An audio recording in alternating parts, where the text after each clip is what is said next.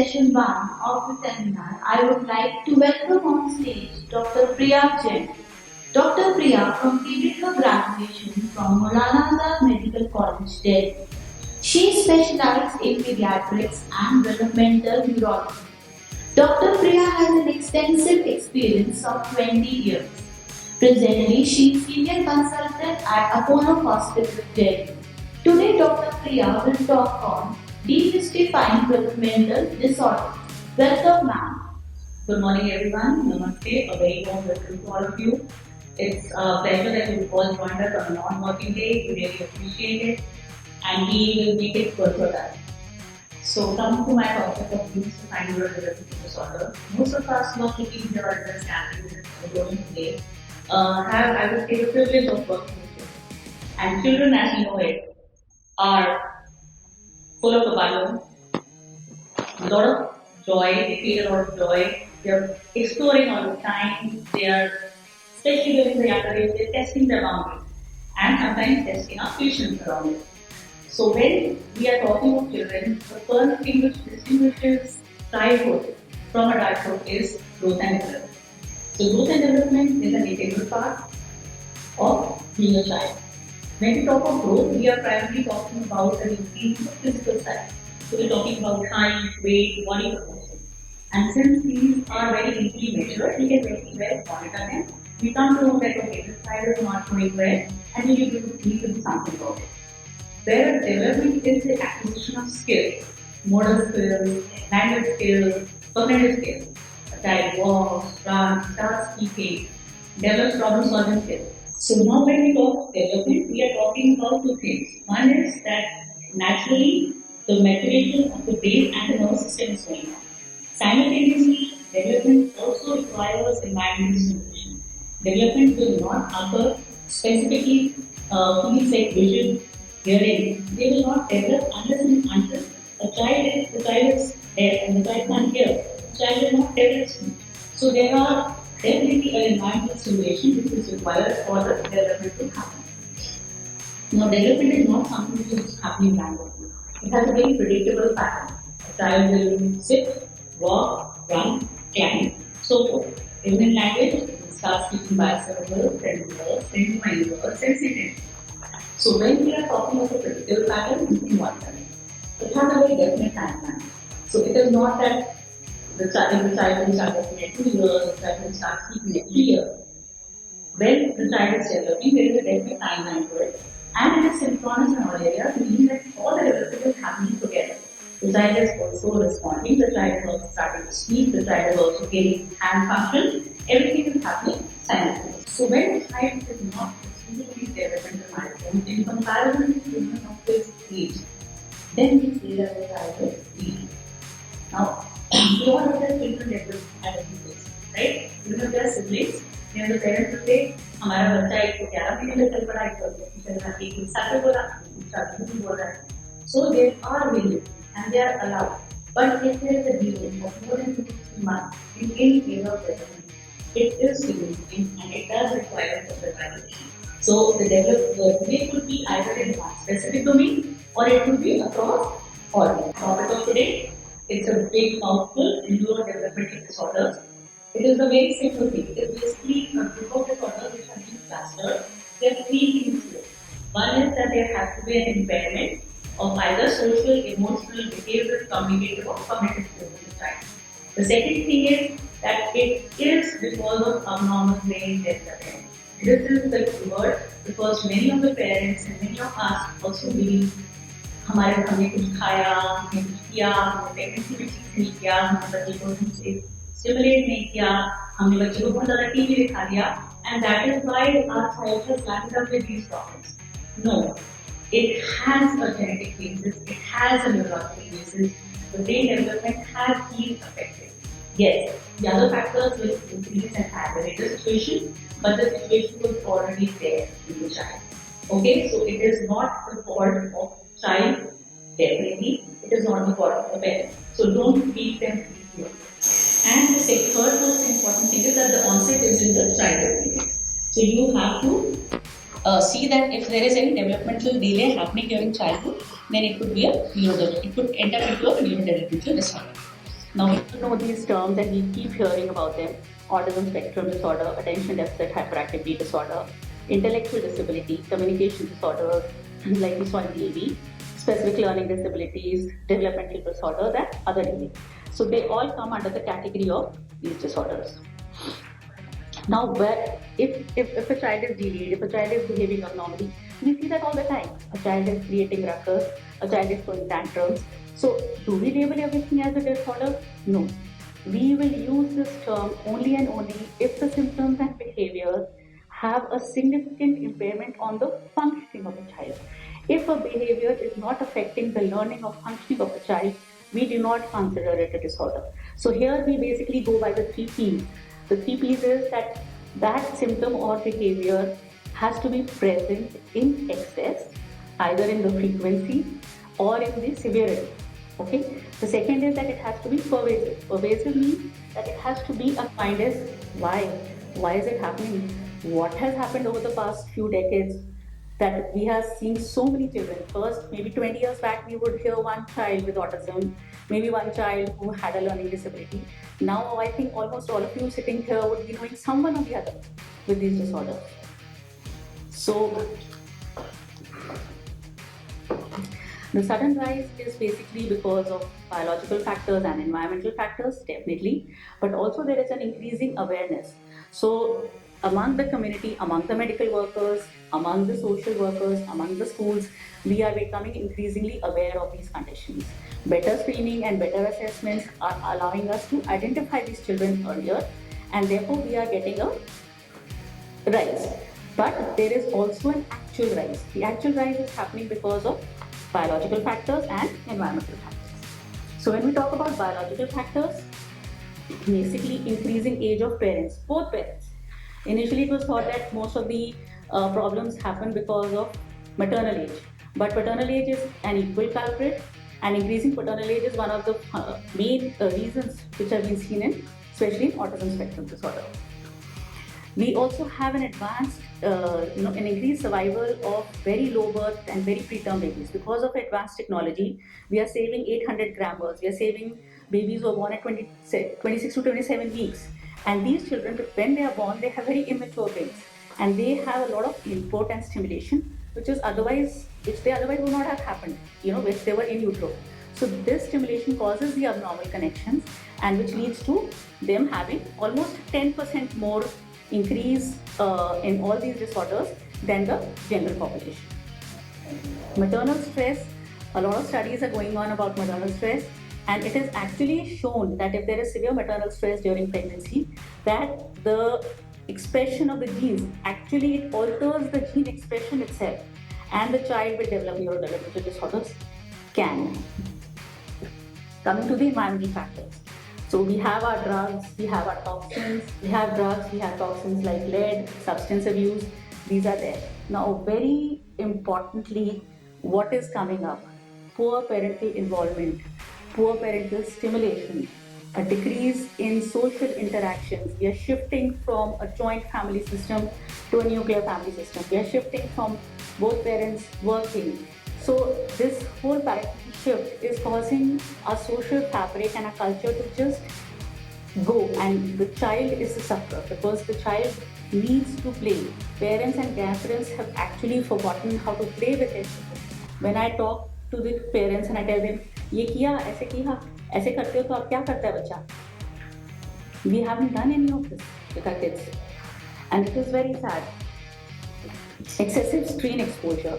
Now, when we talk of excessive screen exposure, if a child is seeing continuous screen, it is not going to cause these disorders, but it will definitely increase these disorders. Now, when we are talking of excessive screen time, we have data which is showing 2 to 4 year old kids who are exposed to 4 to 5 hours of screen time every day. That is the extent of screen which is shown to kids. So obviously it is going to play on their minds. So the pediatricians all over the world have basically come up with very strict guidelines which state clearly that between 0 to 2 years, there is absolutely zero screen exposure. From 2 to 5 years, half an hour of supervised screen time, and from 5 to 10 years, 1 hour of supervised screen time which is age appropriate, is recommended. Now, when we are talking about why the sudden rise, what has, no, sorry, where am I? Yeah. So when we come to, we have seen the statistics, we have seen that it is, the rate of rise is alarming. So what do we do now? How do we fix this? What is the solution? The solution is the magical words which you are going to hear throughout our presentation. Early identification, early intervention. These are the magic words. And why are they the magic words? Because if we identify these children early and we start giving them appropriate intensive interventions, it has been very well documented that most of these children show remarkable success. We have even had stories of children now in our research is showing children with autism who have moved out of the spectrum, which was not considered, about 5 years back, it was considered to be a lifelong problem. But we have seen children, if we start intervening early, that they actually move out of the spectrum. So why are we concerned about the initial years? It has all to do with our brains. Our brains develop maximum and grow maximum in the first 4 years. So when you are born, you have a 400-gram brain. As an adult, you have a 1500-gram brain. Now at the end of 2 years, you have gained 75% of your brain volume. At the end of 4 years, you gain 95% of your brain volume. So all the growth is happening at that time. All the connections, all the pathways are being formed at that time. And that is why that is the crucial time where we have to butt in. When we talk of the domains, the first year is primarily about motor development. The second to third year is mainly about language development. And from fourth year is when the child starts learning cognitive skills and what we call as that the child gets ready for school. So from 4 to 6 years, they learn, they understand, they start reasoning, they start analyzing, and then they are ready for school. When we say that the child's brain development happens before 5 years of age. Now, this diagram is very complex. The only thing you need to remember is that all the areas have their specific functions, right? When all the areas have their specific functions, but they have to be interlinked with each other. So when I am hearing something, it goes to my temporal lobe, which is the green one. There, their speech is converted into meaningful speech. From there, it goes to the yellow one, which is the parietal lobe, where we understand what has been said. Then we formulate a response. From there, the response goes to the frontal lobe, which is the blue part. And there, the motor planning happens. So what are we going to speak? That frontal lobe then gives direction to our mouth, to our tongues, to our lips, so that we speak out the exact words we want to say. So all the areas have to be interlinked. And this interlinkage and these connections and these pathways are all happening by the age of 5. So when we talk about brain at before the age of 3 to 4 years, we are talking about something called neuroplasticity. Now, neuroplasticity is something that the brain is like a clay model. It can be very easily remodeled, very easily reshaped. You can give it the proper connection. As the brain grows, as we grow, it becomes more hard, it becomes more set, the connections are well formed, and it becomes difficult to change those connections. So what do we do? How do we identify? So when we talk of autism, the early identifiers for autism are there is an inconsistent and reduced eye contact. When you're talking to the child, if I'm offering a toy to the child will come and take the toy from my hand, but the child will not look at me. The child will not smile at me that I'm giving the child something. They will not spontaneously use gestures.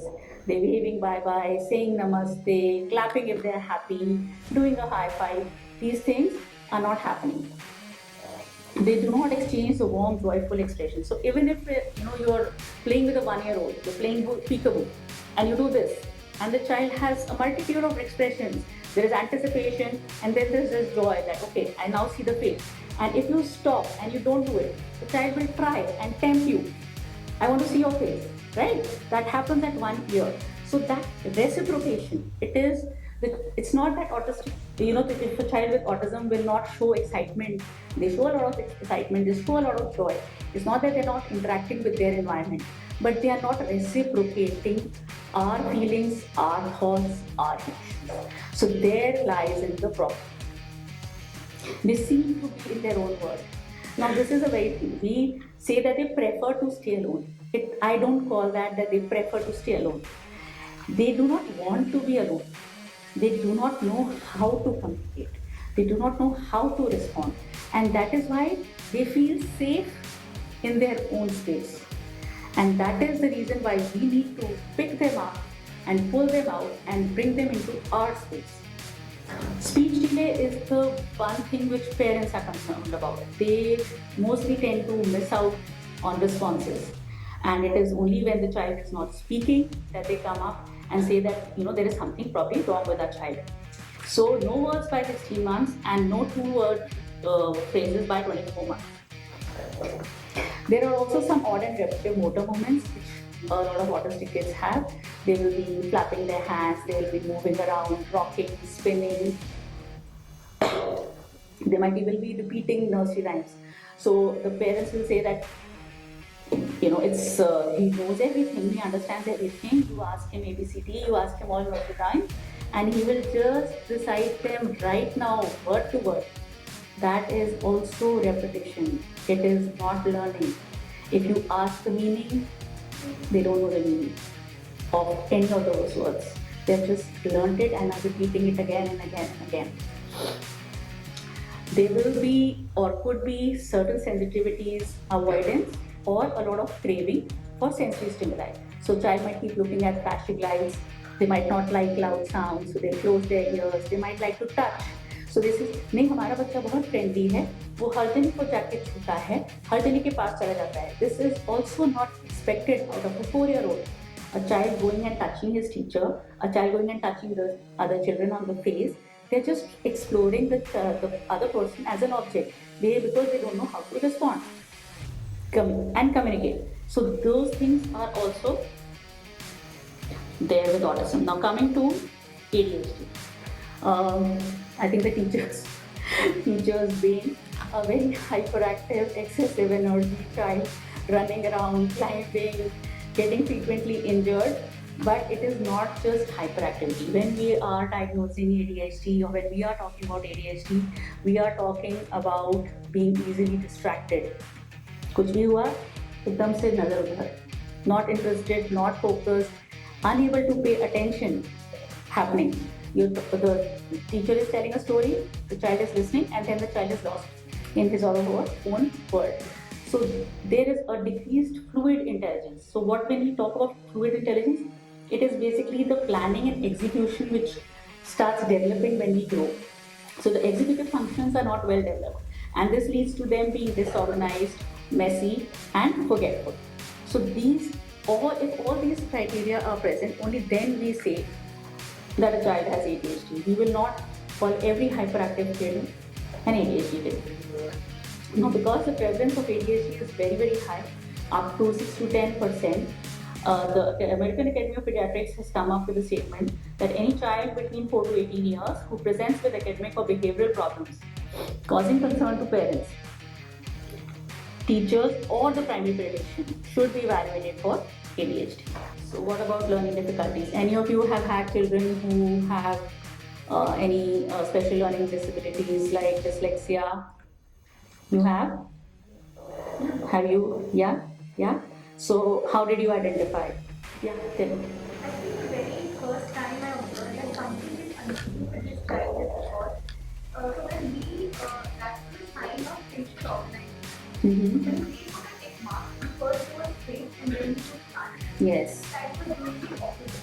Okay. All these symbols that we would put that used to be opposite. Okay. So then I observed that if I wrote the date on one side of the page, the way that child was writing the date, we could not identify that where exactly I'm supposed to write.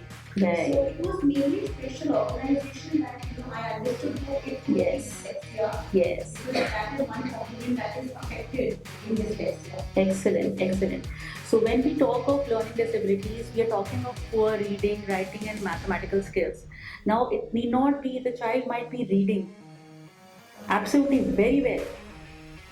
From here to here, no issues. But if you ask, what have you read? No comprehension. That is also dyslexia. A child who is very intelligent will know that this would be probably the word.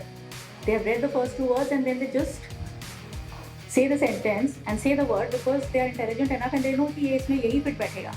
So we have had children with dyslexia who have read very fluently, but they are still dyslexic. So you need to, like you said, there are very few soft signs that you will come to know and you will pick up, and the teachers, I think, are the ones who will pick it up fastest, because when the children come to us, they usually come to us that the child is not doing well in studies and the reason is not known. So avoidance for school and homeworks, and obviously trouble interacting with peers, is something which these children have because we detect them at a later stage. All these disorders, if we see any child with any abnormal behavior and any symptom, we always should first rule out any sensory issues, because if there is a visual impairment, it will cause similar problems: poor concentration, avoiding school; hearing problems, the child will be restless, fidgety because the child is not able to hear anything; sleep disturbances, either because of a home environment where the child is not getting enough sleep, or because of any medical condition where the child is unable to sleep well, the child will show all the signs of ADHD the next day in school. Any chronic illness causing a lot of school absenteeism. So again, the child will get delayed. And I've had 2 or 3 children who one of them has thalassemia major, and that child has hardly attended school. And they are very scared because the child has to go for a bone marrow transplant, and they don't want him to catch any infections. Now they are just keeping the child at home. They are not allowing him to interact with anybody. The child is unable to go to school. Obviously, the child is lagging behind. Severe malnutrition and anxiety and mood disorders. So all these need to be ruled out before we say that, okay, this child has problem. So coming to not labeling. When we say that we think that this child has features of autism, or we think that this child has features of ADHD, we need to not label. We need to go for proper screening tests, proper assessment tests, and only then come to a conclusion. Now, when we talk of assessment tools, they are very objective because they are validated over a large database. It is not what I feel because of my experience, what you feel because all of you have been dealing with children of a similar age, or what the parents feel. It rules out all subjective issues and it deals with the objective. So it is very important for children whom we feel have a problem to have a proper screening and diagnosis, and they might or might not land up with a problem. Again, when we say diagnosis and we say that, okay, your child does have autism or your child has a learning disability, we are not labeling. We are trying to enable. Now, when we are saying that we are not labeling, ये इसको autism है, let her be. It is okay. No, why? If you know that this child has autism, please try to include her. Try to find out ways where you can include her. Just not let her be in a corner. She's playing. If we try to include her, she might start creating a ruckus. She might have a meltdown. No. If we know the diagnosis, we need to work and try and figure out how we can help these children, how we can enable them to be a part of all of us rather than excluded. And this is my favorite slide. The child and the parents or caregivers, they will always be at the center. They are our core. We have to work with the 3 or 4 of them together. That family is our focus. Now all of us surrounding have to support them, have to enable them, have to help them. The schools, I think our special educator will be talking about how we can go ahead with making schools more inclusive. But my main aim is that it has to be a collective effort and it has to be an inclusive effort. We are now past that stage where we have special schools especially for these children. No, these children have to be accommodated with the regular children. So when we say that, there's a saying that it requires a village to raise a child. And if you have a child with special needs, then it requires all the team members sitting here, all of you sitting there, to see that the child reaches his or her full potential. We all have to work so that we can give them what they deserve. They deserve it. We're not doing anything special for them. So my last slide is something about just a few things about government programs which you should be aware of. The National Health Mission has come up with a program called Rashtriya Bal Swasthya Karyakram, where children between the ages of 0 to 18 are taken care of. Now the DEIC is basically a district early intervention center. These centers are by the government, they are subsidized, and they are catering to specifically children between 0 to 6 years, and they are looking after the 4 Ds. So it is defects, it is disabilities and disorders, it is deficiencies, and it is diseases. One word about the RPWD Act. So this is a Right for Persons with Disability Act. It is a law. It has been passed in 2016. Now this has an extensive network and guidelines. The basic aim of this act throughout, when you read it, it is just how we can include and let the persons with disabilities be a part of the society. So giving them accommodations, making things accessible, everything is being geared up for them to be fully participating in society and helping them to reach their full potential. Autism spectrum disorders and learning disabilities have now been included. They were not included before, have now been included in this RPWD Act. So children who have autism spectrum and learning disabilities, they will definitely benefit and get some accommodation from the government. Thank you so much.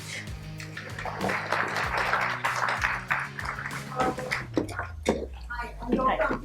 Please go to the first slide of your presentation. I just missed it. So I think mostly all of us in Delhi NCR are following the Montessori methods of teaching now, right? So that is something which is recommended before the age of 5 years. We are doing active learning with the children. We are not doing rote learning. We are allowing them to explore. We are allowing them to shape sorting, hand function improvement, playing with Play-Doh, playing with clay, playing with water. So, and with all these activities, there is a lot of learning which is happening. It is not that the learning is happening only when you're teaching ABCD and 1, 2, 3, 4 and the colors. Okay, so even at home, when you're saying, please give me the red apple, are you wearing a red t-shirt today? It's looking so nice. So the child learns the concept of color rather than red, yellow, green. So yes, concept building will start. We say you can read storybooks to your children as soon as they're 6 months old. Yeah. Absolutely. For writing also we can go ahead. For writing, we talk about developing your fine motor skills. So your hand function needs to improve. So coloring, scribbling, Play-Doh, play activities, they improve your hand function. Blowing, bubbling, all these improve your hand activity. So we want the hand activities to improve, but we're not really working for them to make A's and B's. Yeah, but I remember that my son started writing and reading at very early age. So I used to have this confusion whether it is okay to remove this exposure or not. Because I think at the age of 5 years, there is no limit to exposure. Expose your child to everything, but do it in a way in which they understand and make sense of it, rather than just trying for, going for rote learning. Yeah, he was understanding. Absolutely. Absolutely. Like, Why not? To ask me 5 to 10 worksheets, he demanded every day to George. Why not? Why not? If the child is the brain, that is what we talk about. The first 4 and 5 years, we are stimulating the brain, and the brain is receiving everything. Why not?